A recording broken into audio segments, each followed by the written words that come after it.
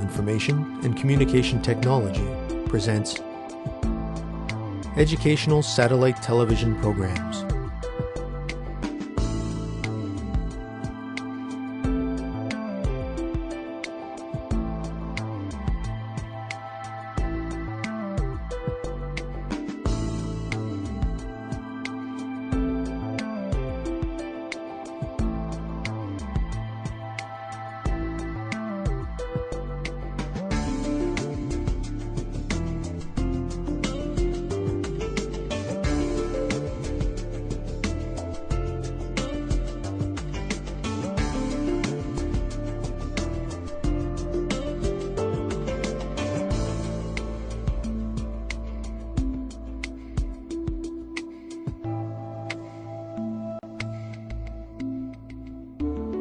Hello, teacher.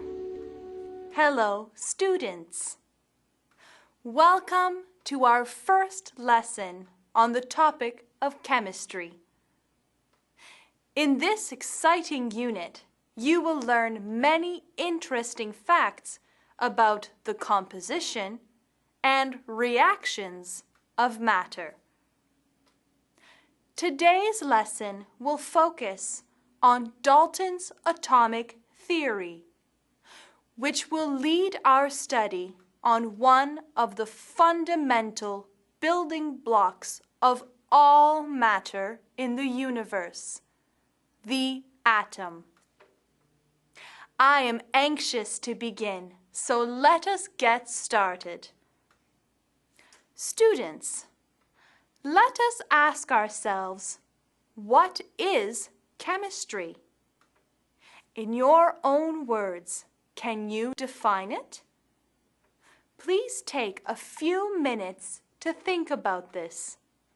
When you are ready, write your definition down on a piece of paper. Students, let's get ready. Begin.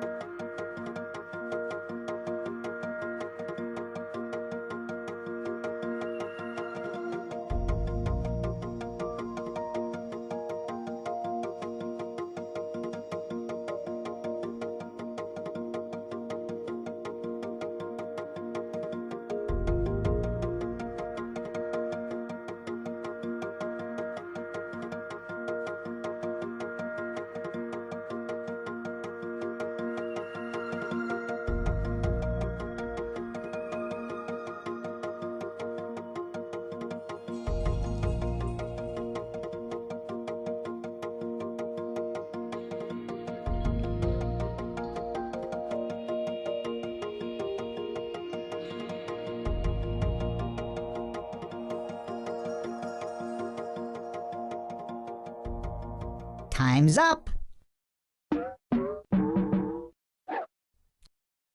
Let's get back to our lesson. Welcome back, students.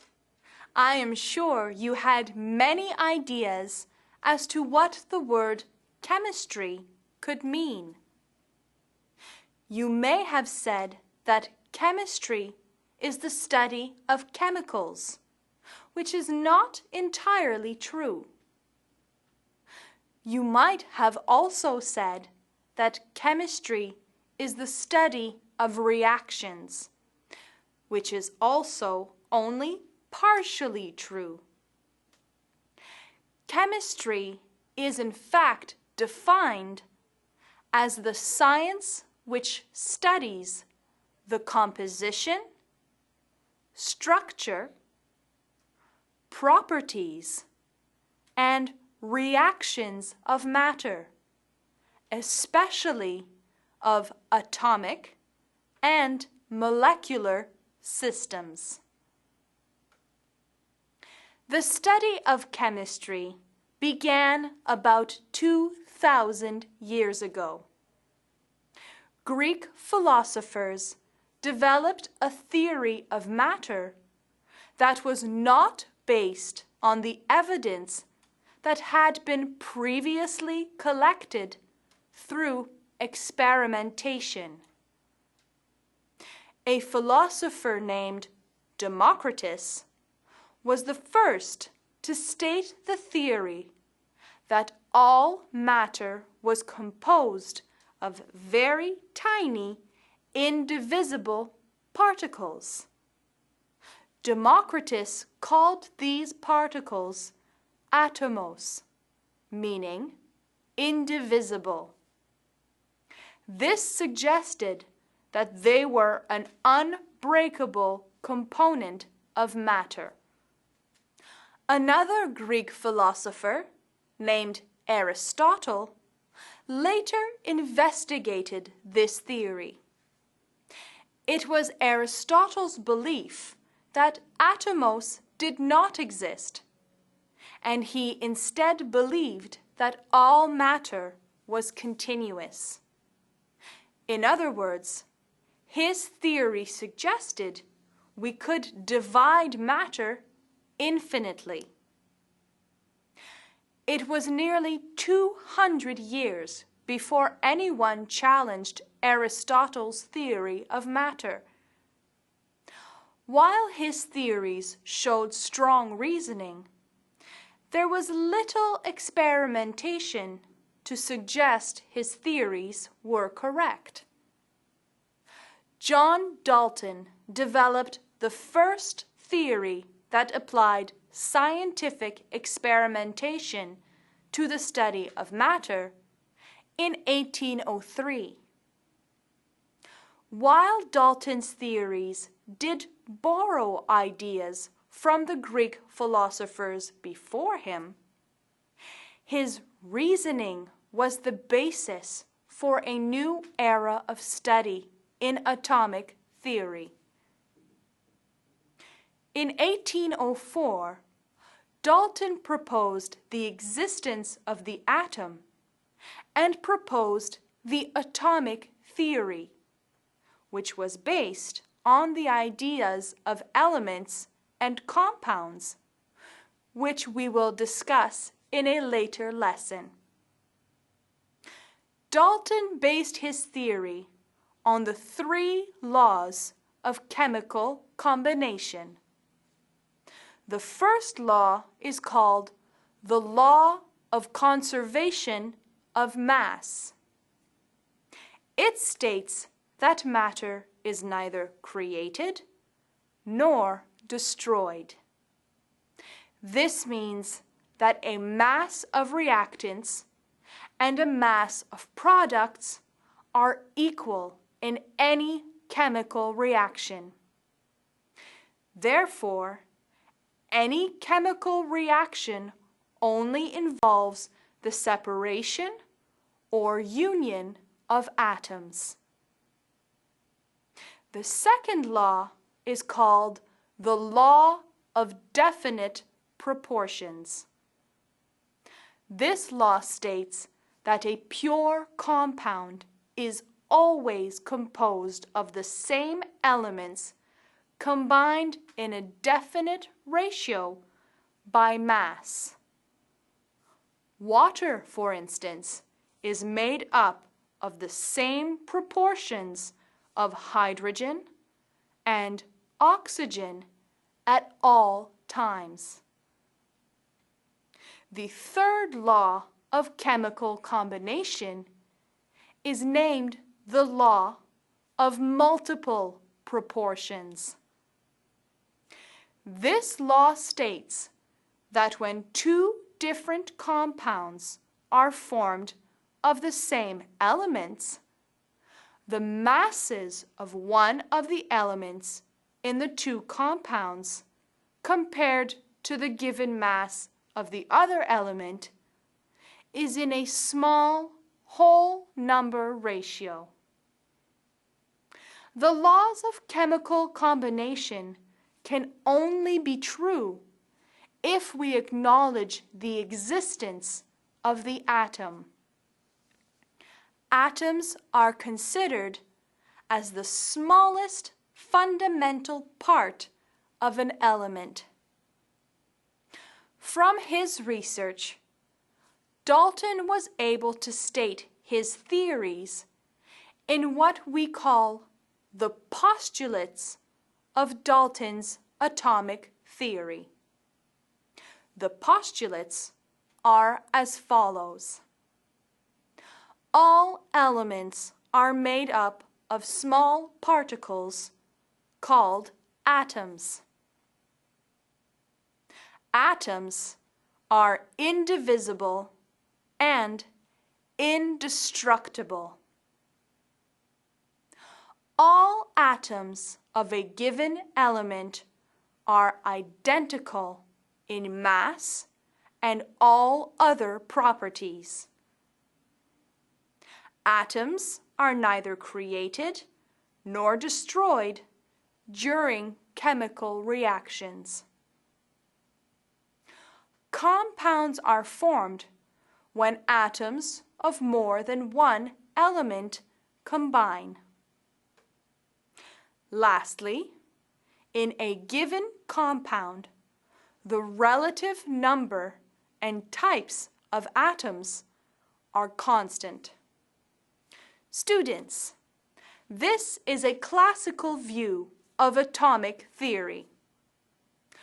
Of these postulates, some have already been disproven by modern theories. On this list, there are some postulates which have been disproven. Do you know which postulates are? Can you think of examples that prove them wrong? Discuss the question with a classmate. Then, take a few minutes to write your answers down. Students, let's get ready. Begin.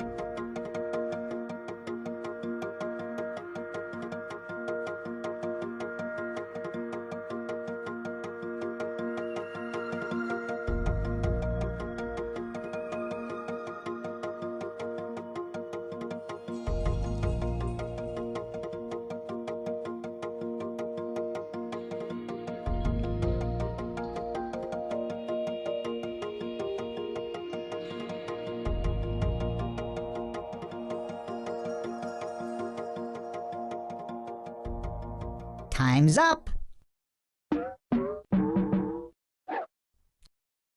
Let's get back to our lesson. Welcome back, students. If you concluded that they are postulates 2 and 3 that have been disproven, you are correct. A dramatic example that disproves postulate 2 would be an atomic bomb, where atoms are split to release tremendous force. The existence of atoms of the same element with different masses proves the third postulate was wrong. If you found the disproven postulates and were able to provide an example, excellent work. This concludes our first lesson in chemistry on the structure of the atom. Today, we have learned about the history behind atomic theory by examining the studies by Democritus and Aristotle. We also looked at the first theory to apply scientific experimentation to the study of matter, Dalton's atomic theory. Until next time, thank you, teacher. Thank you, students.